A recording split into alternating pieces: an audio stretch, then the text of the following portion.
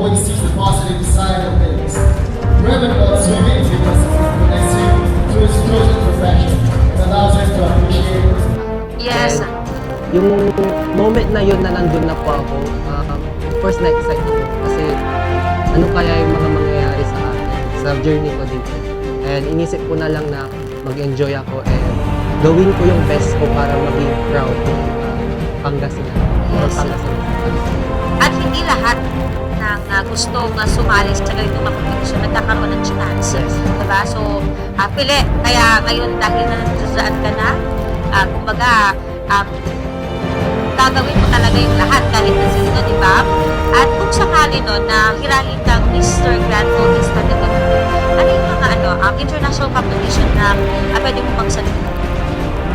I will be given a chance na mapanalo ko yung competition. Ang next step ko is ako po yung ipakontest ko na laban sa Mr. Grand